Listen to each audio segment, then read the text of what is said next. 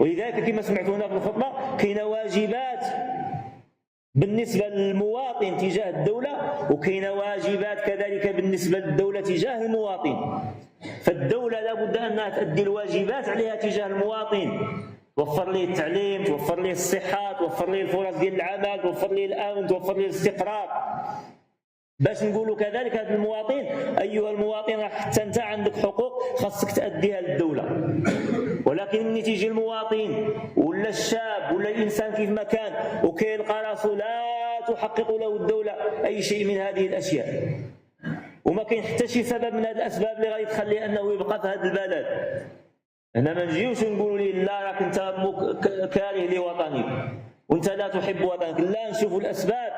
ولذلك لا بد للمسؤولين على هذا البلد والمسؤولين على هذا الوطن انهم يتحملوا المسؤوليه ديالهم في توفير فرص لهذا الشباب الذي يترك بلده، وهذا الشباب اللي كيرمي راسه نحو المجهول ويرمي راسه في البحر ويخلي الاهل ديالو ويخلي الوالدين ديالو ويرمي براسه للتهلكه. احنا ما كنشجعوش نقول لهذا الشباب لا سيروا روحوا راسكم في البحر ولا رميوا راسكم للتهلكه، لا، الشباب لابد انه يكون واعي.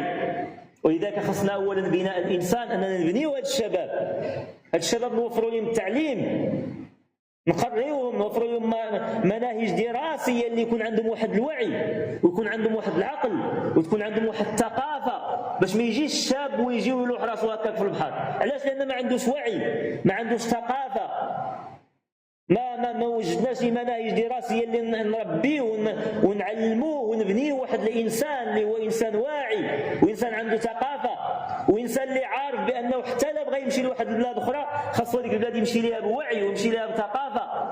لان حتى بلاد اخرى الا مشيتي ليها، الا خليتي بلادك ومشيتي لبلاد اخرى، هذيك البلاد اللي بغات تستقبلك خاص يكون عندك ثقافه وعندك وعي وعندك لغه وعندك فهم وعندك دراسه وعندك امكانيات باش غيخدم في هذيك البلاد وتكون راسك في هذيك البلاد والى غير ذلك.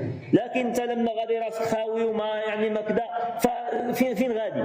ولذلك لابد للمسؤولين انهم اولا يوفروا لهذا الشباب، يوفروا لهم التعليم، يكون عند هذا الشباب عندهم مدارس، عندهم جامعات اللي كتعلمهم اللي كتاطرهم، عندهم كذا، باش هذا الشباب يكون واعي ويحاول يستغل الفرص في البلد ديالو وما يهاجرش البلد ديالو. اذا فالمسؤوليه اولا يتحملوها المسؤولين على هذا البلد وعلى هذا الوطن، لان خصنا نشوفوا الاسباب. لان هذا الشباب ما جاش ومشى، لا، لانه ما لقى صحه، ما لقى تعليم، ما لقى فرص ديال الخدمه، ما لقى كذا، ما لقى كذا، عاد لاح راسو للمجهول.